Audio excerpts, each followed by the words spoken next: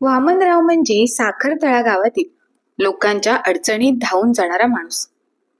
पण हे सगळं करत असताना स्वतःच्या आयुष्यात त्यांनी किती हाल अपेष्टा सहन केल्या हे कोणालाच माहित नव्हतं. साखरतळा गावातील दत्तू शेठच्या शेतात काम करताना वामनरावांचं वय जेमतेम 17-18 वर्ष होतं. एक दिवस दत्तू शेठने 17-18 वर्षाच्या वामनरावांना बोलवलं आणि एक आमिष दाखवले. दत्तू शेठ म्हणाले, वामन, तू शेतीची आणि गुरांची कामं नीट करतोस म्हणून तुला मी हे सांगत आहे. तुला माझ्या घरीच कायमचं राहायचं असेल तर मी तुझं लग्न करून देईल. तुला राहण्यासाठी एक छोटं घर आणि माझ्या शेतातील अर्धा एकर जमीनही देईल. वामनरावांच्या घरची परिस्थिती अत्यंत हलाखीची होती. आई वडील तीर्थयात्रेला गेले, ते परतलेच नाहीत आणि भाऊ स्वतःचं पोट भरण्यासाठी दूर निघून गेला होते.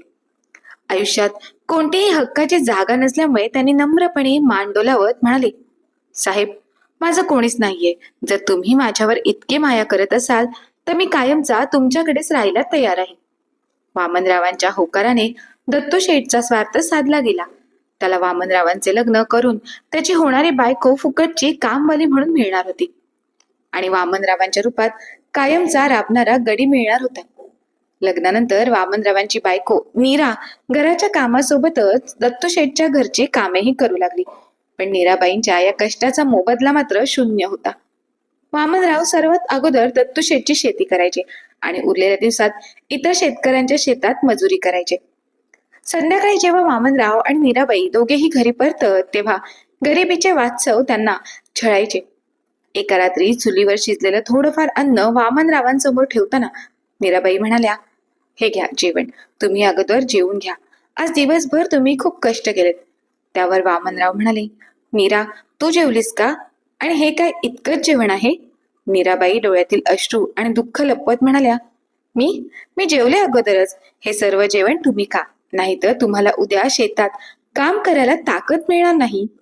वामनरावांना माहित होतं की नीराबाई खोटं बोलत आहेत. अशा प्रकारे कितीतरी वेळा नीराबाई वामनरावांच्या पोटाचा विचार करायच्या आणि नीराबाई पाणी पिऊन वेळ मारून नेत असायच्या. अशाच परिस्थितीमध्ये मीराबाईंना दिवस गेले.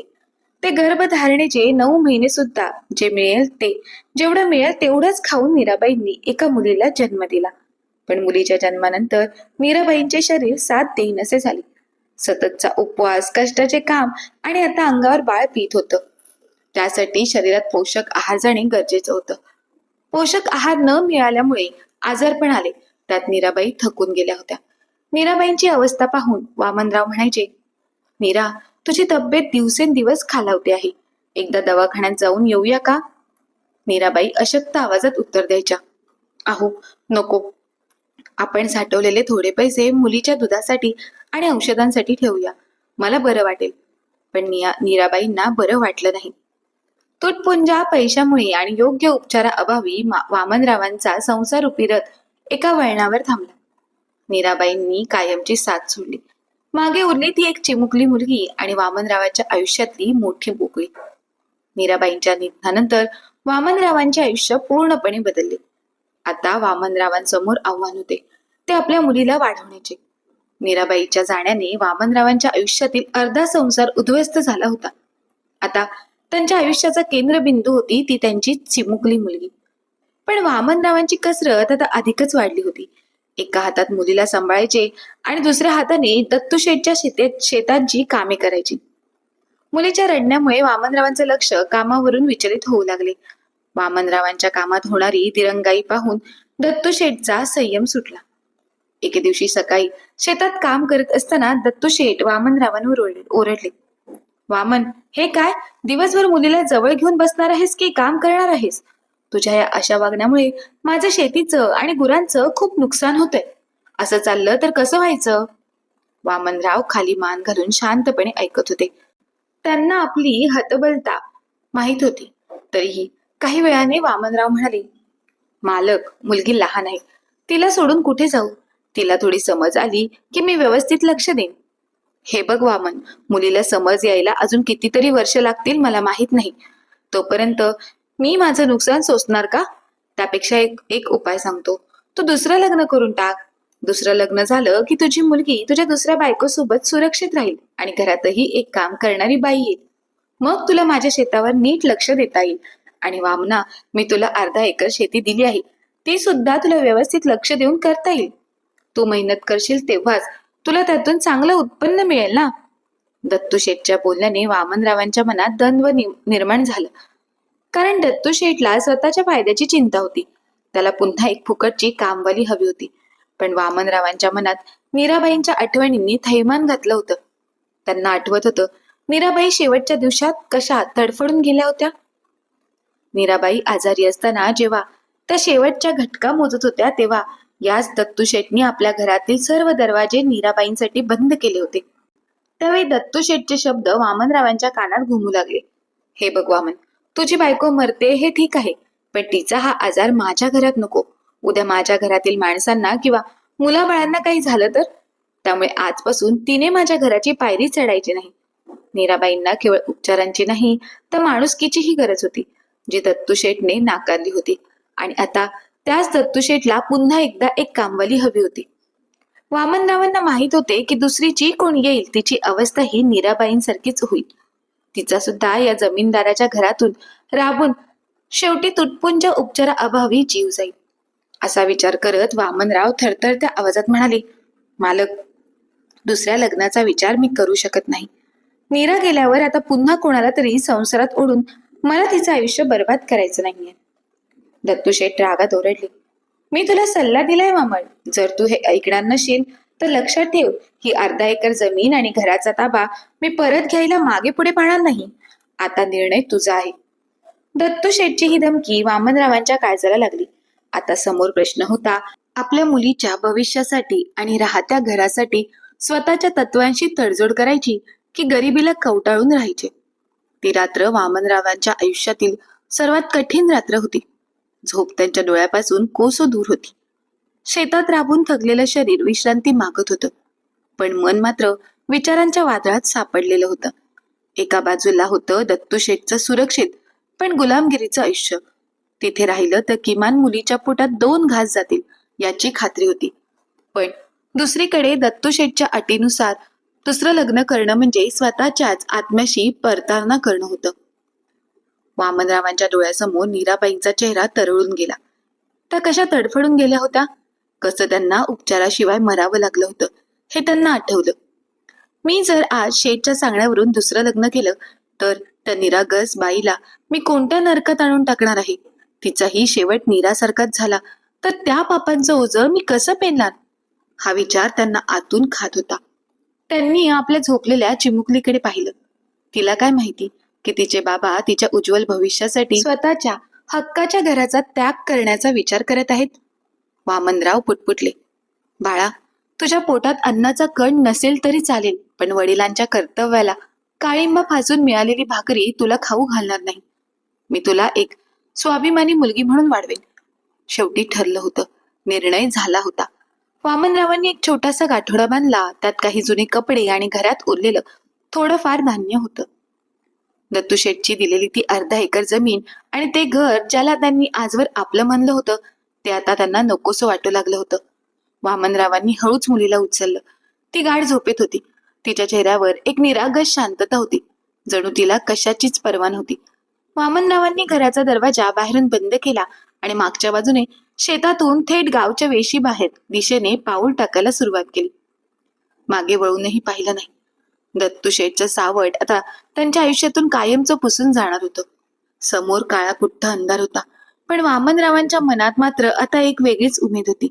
अनिश्चितता होती, पण गुलामी नव्हती. वामनरावांनी घेतलेला हा निर्णय खरोखरच ध्येयवादी होता, पण बाहेरचं जग कसं आहे याची त्यांना कल्पना नव्हती.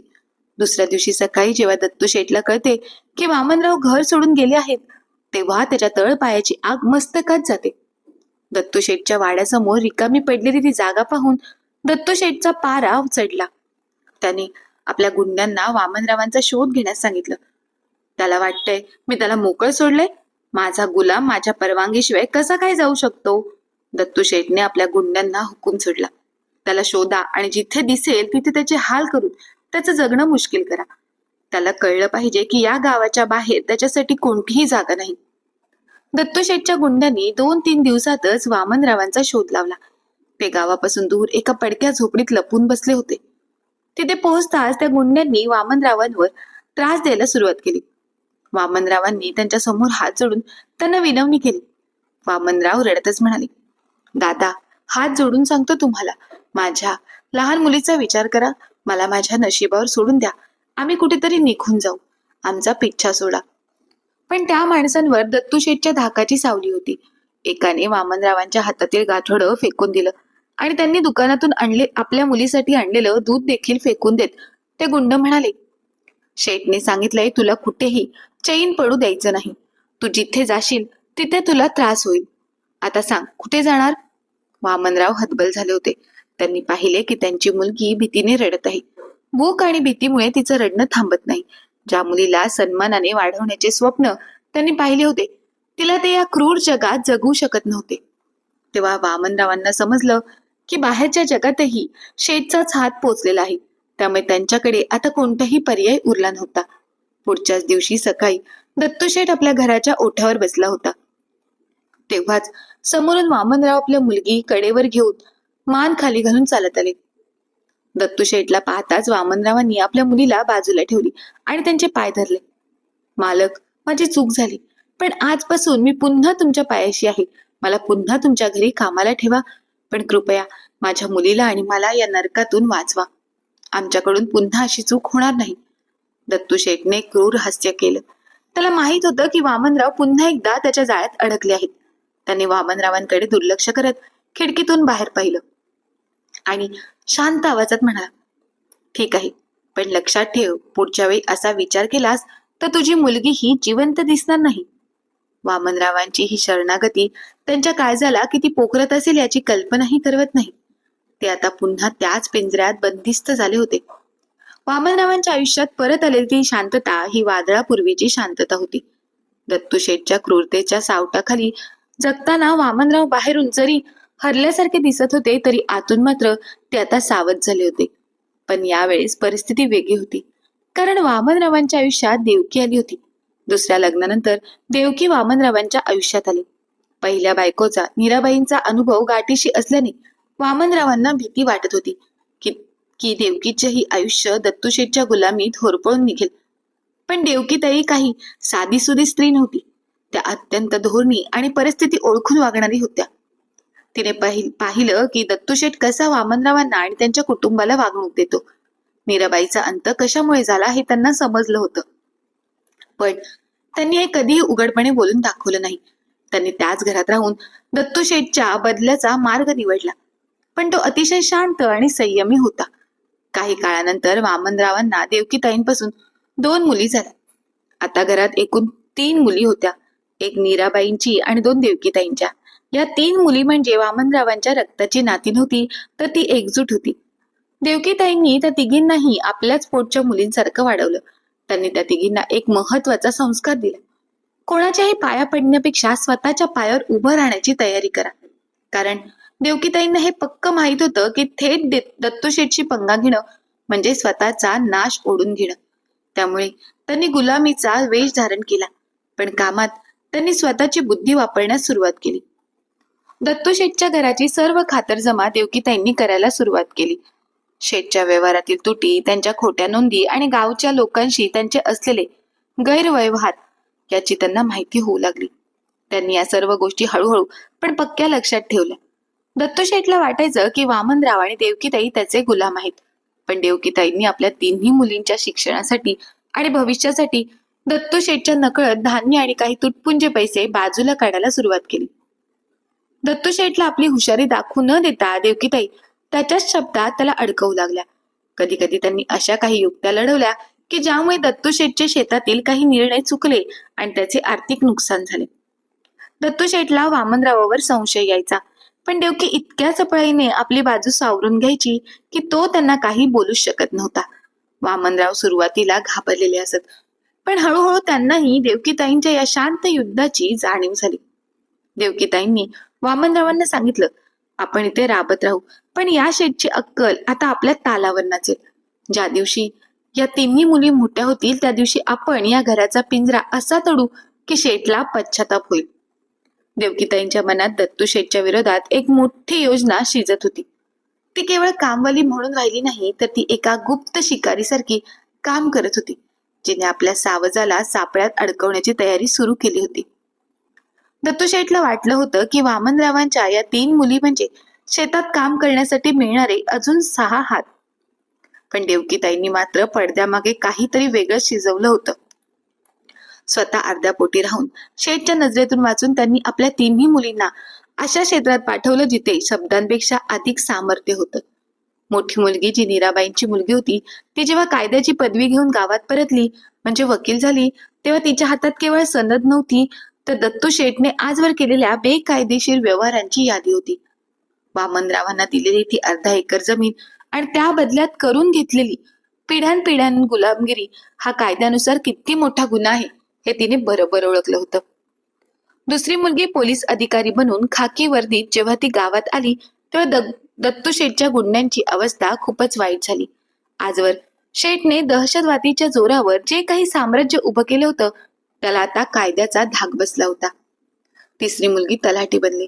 जमिनीच्या कागदपत्रांमध्ये दत्तू शेठने आजवर जो काही घोळ केला होता, लोकांच्या जमिनी कशा अडपल्या होत्या हे शोधून काढण्यासाठी ती आता शासकीय खुर्चीवर बसली होती. एके दिवशी दत्तू शेठ नेहमीप्रमाणे आपल्या ओट्यावर बसून वामनरावांना ओरडत होता. काय रे वामन, अजून काम संपलं नाही का तुझं? तुझी ती दुसरी मुलगी कुठे आहे? तिला पाठव शेतात. तेवढ्यात समोरून जीप आली. पोलीस वर्दीतल्या तर दुसऱ्या मुलीने जीप मधून खाली उतरून शेठला कडक सॅल्यूट ठोकण्याऐवजी त्याच्या डोळ्यात डोळे घालून पाहिलं. बाजूला वकील मुलगी फाईल घेऊन उभी होती आणि तिसरी मुलगी हातात सरकारी कागदपत्रे घेऊन होती. पोलीस मुलगी आपल्या पोलिसी रुबाबात म्हणाली, दत्तू शेठ, आता ही ओरड थांबवा. तुमच्यावर वेठ बिगारी, लोकांच्या जमिनी हडप करणे आणि फसवणुकीची गंभीर गुन्हे दाखल झाले आहेत. वकील मुलगी म्हणाली, मालक, तुम्ही माझ्या वडिलांना दिलेली ती अर्धा एकर जमीन आणि घराचा जो काही जुना करार केला होता, तो कायद्याने रद्दबातल ठरला आहे. उलट इतकी वर्ष तुम्ही आमच्या आई वडिलांकडून जो मोबदला न देता राबून घेतलं, त्याचा हिशोब आता तुम्हाला कोर्टात द्यावा लागेल. तलाठी मुलगी म्हणाली, आणि शेठ, तुमच्या नावावर असलेल्या या जास्तीच्या जमिनीचे हे जुने रेकॉर्ड्स बघा. यात किती फेरफार झालाय हे आता सरकारच्या लक्षात आले. दत्तू शेठचा चेहरा पांढरा झाला. ज्या वामनरावाला तो प्राण्यासारखा नाचवत होता, त्याच वामनरावांच्या मुली आज त्याच्या समोर कायद्याचे यमराज बनून उभ्या होत्या. वामनराव आणि देवकीताई लांबून हे सर्व पाहत होते. वामनरावांच्या डोळ्यात आज भीती नव्हती, तर अभिमानाचे अश्रू होते. देवकीताईंनी वामनरावांचा हात धरला आणि म्हणाले, बघितलं का, आज आपल्या लेकींनी त्या नराधमाला त्याच्याच भाषेत उत्तर दिले. आता आपण कोणाचे गुलाम नाही, आपण या मातीचे मालक आहोत. दत्तू शेठच्या सत्तेचा गड कोसळला होता. गावाने पाहिलं की एका गरीब खरगड्याच्या लेकींनी कशा प्रकारे अन्यायाचा डोंगर पोखरून न्यायाचा मार्ग काढला. वामनरावांचे नाव आता केवळ मदतीसाठी नाही, तर स्वाभिमानाचा बाप म्हणून ओळखलं जाऊ लागलं. आपल्या 3ही मुलींना अशा पाहून वामनरावांच्या डोळ्यात आनंदाश्रू तरळले. त्यांनी आपल्या 3ही मुलीला घट्ट मिठी मारली आणि देवाचे आभार मानले. देवा, माझ्या आयुष्यात जे दुःख आलं होतं ते दुःख दूर करण्यासाठी तू माझ्या आयुष्यात प्रत्यक्षात देवकीच्या रूपाने देवी पाठवून तू माझे आणि माझ्या कुटुंबाचे रक्षण केलेस. त्यासाठी मी तुझा कायम ऋणी राहीन. वयानुसार वामनरावांचे हात थरथरत होते, पण तेच हात देवाविषयीची कृतज्ञता व्यक्त करण्यासाठी जोडले गेले होते. पुढे दत्तू शेठवर कायदेशीर कारवाई झाली. तो ज्या जमिनीच्या जोरावर स्वतःला जमीनदार म्हणून मोठ्या रुबाबात राहत होता, त्यातील बहुतांश जमीन ही दहशत आणि फसवणूक करून घेतली गेली होती. ती जमीन ज्या लोकांची होती त्यांना परत देण्यात आली. त्या गुन्ह्यात दत्तू शेठला कारावासाची शिक्षा झाली. सोबत त्याने जे गुंडे पाळले होते ते आता गाव सोडून पळून गेले होते. त्यांना देखील शोधून तुरुंगात टाकण्यात आले. दत्तू शेठच्या सत्तेचा आणि दहशतीचा सूर्य आता मावळला होता. ज्या हाताने आयुष्यभर लोकांना छळले, त्याच हातात आता कायद्याच्या बेड्या पडल्या होत्या. दत्तू शेठ थरथर कापत होता. तो वामनरावांकडे पाहून केविलवाण्या स्वरात म्हणाला, वामन, अरे मी तुला घर दिलं, जमीन दिली, हे काय करतोयस तू? तेव्हा वामनराव पुढे म्हणाले. त्याच्या चेहऱ्यावर राग नव्हता, एक अथांग शांतता होती. ते शांतपणे म्हणाले, शेठ, तुम्ही मला घर दिलं पण त्याचं तुरुंग केलं. तुम्ही मला जमीन दिली पण तिचा तुकडा माझ्या नीराच्या जीवापेक्षा मोठा नव्हता. तुम्ही माणसाला माणूस नाही तर जनावरापेक्षा कमी मानलं. आज जे काही घडतंय ते मी नाही तर तुमचं पापच तुमच्या समोर येऊन उभं राहिलंय. दत्तू शेठला आणि त्याच्या गुंड्यांना घेऊन जेव्हा पोलिसांची गाडी निघाली तेव्हा पूर्ण गावाने सुटकेचा निश्वास सोडला. दत्तू शेठ गेल्यावर वामनराव आपल्या पायीवर बसले. त्यांच्या एका बाजूला देवकीताई होत्या आणि समोर त्यांच्या तिन्ही लेकी, एक वकील, एक पोलीस आणि एक तलाठी मोठ्या अभिमानाने उभ्या होत्या. वामनरावांच्या डोळ्यातून अश्रू वाहू लागले. त्यांनी आपल्या थोरल्या लेकीचा, नीराबाईंच्या मुलीचा हात हातात घेतला आणि आभाळाकडे पाहून म्हणाले, नीरा, बघ ग, जिच्या दुधासाठी आणि औषधासाठी मी शेठचे पाय धरले होते तीच पोरगी आज त्या शेठला धडा शिकून आली आहे. तुझा जीव गेला, पण तू दिलेल्या या लेकीने आज आपला वनवास संपवला. देवकीताईंनी वामनरावांच्या खांद्यावर हात ठेवला. वामनराव म्हणाले, देवकी, जर तू नसतीस तर मी पुन्हा त्याच अंधारात हरवून गेलो असतो. तू केवळ माझी बायको म्हणून नाही तर या घराची शक्ती म्हणून आलीस. तिन्ही मुलींनी खाली वाकून आपल्या आई वडिलांच्या पायाला स्पर्श केला. वकील मुलगी म्हणाली, बाबा, आता तुम्हाला कोणाच्याही शेतात मजुरी करण्याची गरज नाही. ही अर्धा एकर जमीन आता कागदपत्री तुमची झाली आहे आणि शेठने हडपलेली बाकीची जमीनही आम्ही गावकऱ्यांना परत मिळवून दिली आहे. त्या दिवशी साखरतळा गावातील त्या छोट्याशा घरासमोर आनंदाचा उत्सव होता. ज्या माणसाने आयुष्यभर दुसऱ्यांच्या अडीअडचणीत स्वतःला झिजवलं, आज त्याच्याच लेकीने त्याला एक हक्काचं, मानाचं आणि स्वतंत्र आभाळ मिळवून दिलं होतं. साखरतळा गावाच्या इतिहासात वामनरावांची गोष्ट आता एका बिचाऱ्या घरगड्याची राहिली नव्हती, तर ती एका शून्यातून विश्व निर्माण करणाऱ्या आणि अन्यायाला गाडणाऱ्या पित्याची गौरव गाथा बनली होती. या कथेतून आपल्याला ही शिकवण मिळते की एखाद्या माणसावर कितीही अन्याय झाला, कोणीही कितीही अत्याचार केले, पण त्या माणसाने आपला प्रामाणिकपणा सोडला नाही तर अशा माणसाला देव नक्कीच कोणत्या ना कोणत्या प्रकारे मदत करून न्याय मिळवून देतो आणि त्याच्या जीवनात आनंद भरतो. तर मित्र आणि मैत्रिणींनो, वामनरावांच्या आयुष्यावरची ही हृदयस्पर्शी कथा आपल्याला कशी वाटली ते आम्हाला कमेंट बॉक्समध्ये कमेंट करून सांगा. आणि कथा आवडली असल्यास कथेला लाईक आणि शेअर करून चॅनलला सबस्क्राईब करायला मात्र विसरू नका. धन्यवाद.